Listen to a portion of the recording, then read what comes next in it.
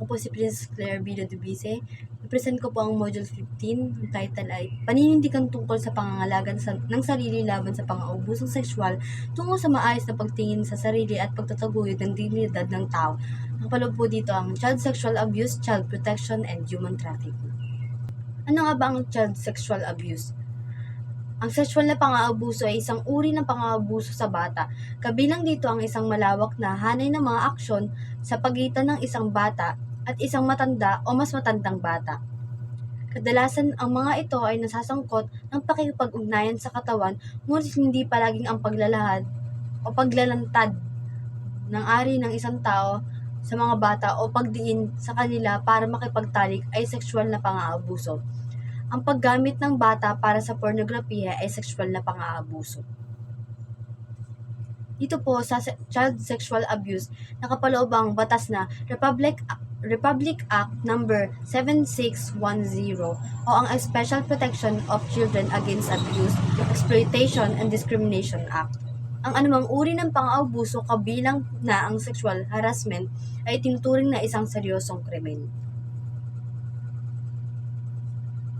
Ang pagkakaroon ng Child Protection Policy ay patunay lamang na napakalaga nito bawat kabataang mag-aaral dahil sa maraming kabutiang na idudulot nito upang mapangalagaan ang kanilang karapatan, kapakanan at kaligtasan.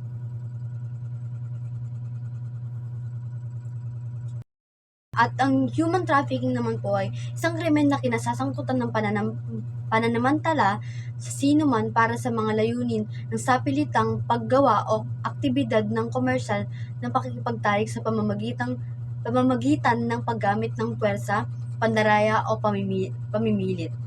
Kapag hinimok ang isang tao wala pang 18 taong gulang na magsagawa ng aktibidad ng komersyal ng pakikipagtalik, ito ay isang krimen, mayroon mang anumang puwersa, pandaraya o pamimilit o wala. Ang mga biktima ay maaaring maging sino man sa buong mundo o sa tabi-tabi lang, mga kababaihan, kalalakihan, nasa hustong gulang at bata, mamamayan at hindi mamamayan. Kaugnay na pagpapahalaga, kalinisang puri.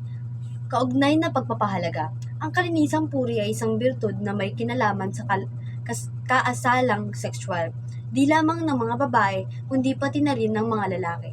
Binabase ito sa mga pamantayang moral ng isang lugar, kultura o relihiyon.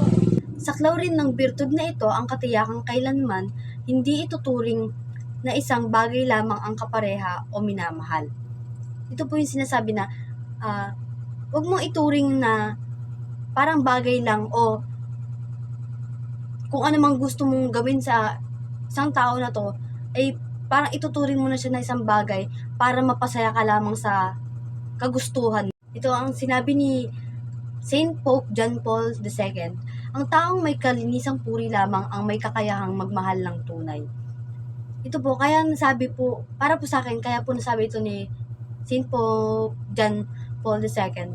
Dahil kung nagmamahal ka, ay wala kang masamang intensyon sa isang tao, kundi malinis ang intensyon mo, kundi puro kabutihan.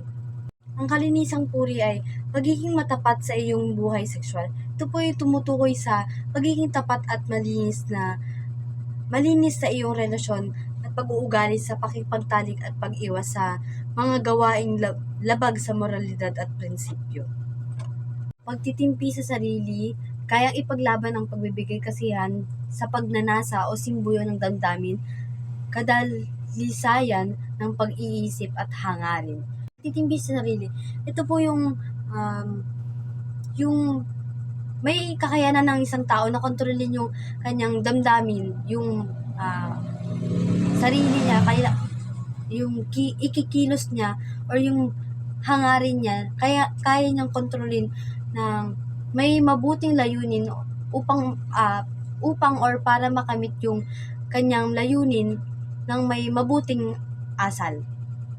Kaya ipaglaban ang pagbibigay kasiyahan sa pagnanasa o simbuyo ng damdamin, kadalisayan ng pag-iisip at hangarin. Ito po yung yung intention mo po sa isang tao is yung walang bahid ng masamang intention or wala kang masamang iniisip sa isang tao, kundi puro kalinisan lamang o kabutihan. Ito po, ang kalinisang puri ay kadalisayan ng puri. Sa madaling salita, ang ibig sabihin ng pagsunod sa batas ng kalinisang puri ay huwag magkaroon ng anumang pakikipagtalik bago ikasal at maging ganap na matapat sa iyong asawa matapos ang kasal. Ito po ang kalinisang puri ay kadalisayan ng puri. Kaya po nasabi po ito na ang kalinisang puri ay kadalisayan ng puri dahil dito po masasabi na yung intention mo po is walang bahid ng masama or masamang intention sa isang tao, kundi puro kabutihan lamang at kalinisan or yun. Tapos dito po sa huwag magkaroon ng anumang pakikipagtalik bago ikasal. Dahil ito po ay isang moral at spiritual na tradisyon sa mga reliyon at kultura. Ang pagiging banal at dalisay ng puri ay hindi lamang tungkol sa pisikal na intimasya. Igalang ang ibang tao at huwag silang ituring ng mga bagay na magbibigay kasiyahan sa pagnanasa at pansariling hangarin.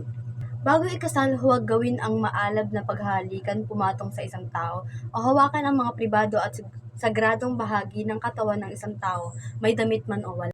Huwag gumawa ng ano pa mang pupukaw sa damdaming sexual, huwag pukawin ang mga damdaming iyon sa sarili ninyong katawan. Pansinin na hindi nagbabago ang mga pamantayan ng Panginoon dahil lamang sa gusto ng dalawang tao ang isa't isa at kapwa sang-ayon sa nagawin ito. Kapag ginagalang mo ang ibang tao, ang Panginoon at iyong sarili, susundin mo ang kautusan at ibig sabihin niyan ay walang pisikal na intimasya o pagpukaw ng damdaming sexual sa labas ng kasal o ng hindi kasal, anuman ang sitwasyon.